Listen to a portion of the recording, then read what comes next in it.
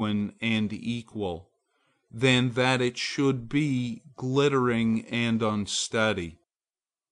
I wish it to be sound and sweet, and not to need diet and bleeding. I ask primary evidence that you are a man, and refuse this appeal from the man to his actions. I know that for myself it makes no difference whether I do or forbear those actions which are reckoned excellent. I cannot consent to pay for a privilege where I have intrinsic right. Few and mean as my gifts may be, I actually am, and do not need for my own assurance or the assurance of my fellows any secondary testimony. What I must do is all that concerns me, not what the people think. This rule, equally arduous in actual and in intellectual life, may serve for the whole distinction between greatness and meanness. It is the harder because you will always find those who think they know what is your duty better than you know it. It is easy in the world to live after the world's opinion. It is easy in solitude to live after our own. But the great man is he who, in the midst of the crowd, keeps with perfect sweetness the independence of solitude. The objection to conforming to usages that have become dead to you is that it scatters your force. It loses your time and blurs the impression of your character. If you maintain a dead church, contribute to a dead Bible society, vote with a great party either for the government or against it, spread your table like base housekeepers, under all these screens I have difficulty to detect the precise man you are, and of course so much force is withdrawn from your proper life. But do your work, and I shall know you. Do your work, and you shall reinforce yourself. A man must consider what a blind man's bluff is this game of conformity. If I know your sect, I anticipate your argument. I hear a preacher announce for his text and topic the expediency of one of the institutions of his church. Do I not know beforehand that not possibly can he say a new and spontaneous word? Do I not know that with all this ostentation of examining the grounds of the institution, he will do no such thing? Do I not know that he is pledged to himself not to look but at one side, the permitted side, not as a man, but as a parish minister? He is a retained attorney, and these airs of the bench are the emptiest affectation. Well, most men have bound their eyes with one or another handkerchief, and attach themselves to some one of these communities of opinion. This conformity makes them not false in a few particulars, authors of a few lies, but false in all particulars. Their every truth is not quite true. Their two is not the real two, their four not the real four, so that every word they say chagrins us, and we know not where to begin to set them right.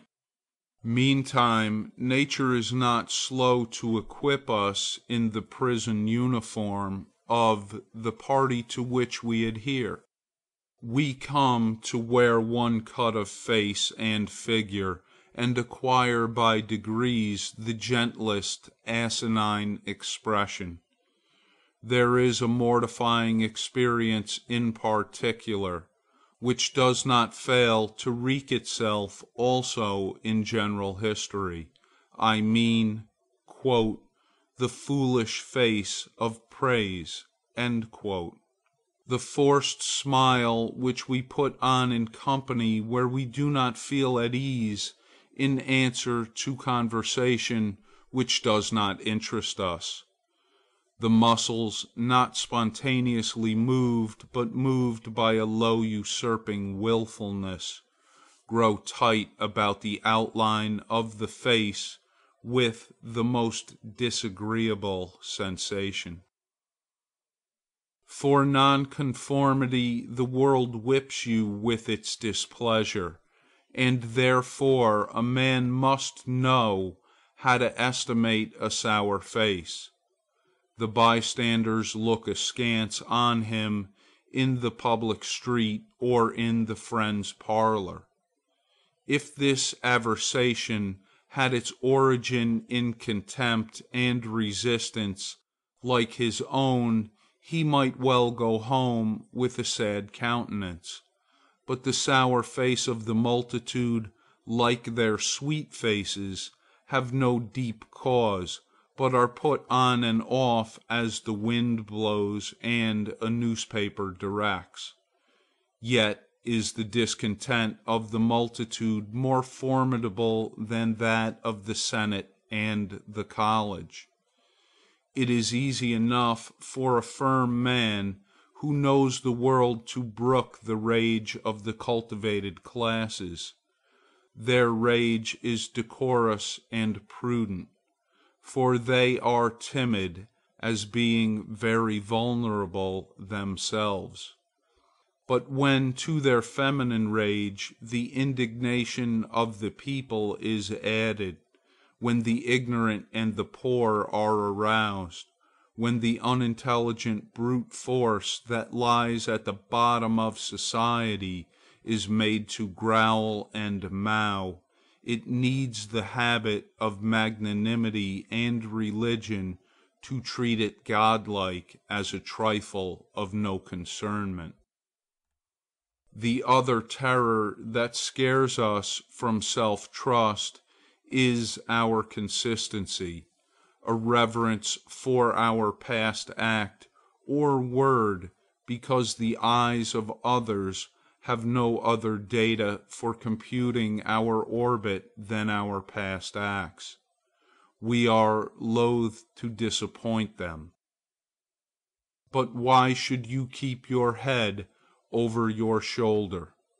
Why drag about this corpse of memory, lest you contradict somewhat you have stated in this or that public place? Suppose you should contradict yourself, what then? It seems to be a rule of wisdom never to rely on your memory alone, scarcely even in acts of pure memory, but to bring the past for judgment into the thousand-eyed present, and live ever in a new day. In your metaphysics you have denied personality to the deity.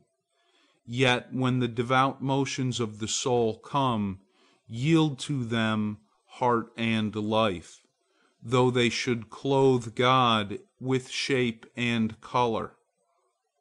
Leave your theory as Joseph left his coat in the hand of the harlot, and flee. A foolish consistency is the hobgoblin of little minds, adored by little statesmen and philosophers and divines. With consistency a great soul has simply nothing to do. He may as well concern himself with his shadow on the wall. Speak what you think now in hard words, and tomorrow speak what tomorrow thinks in hard words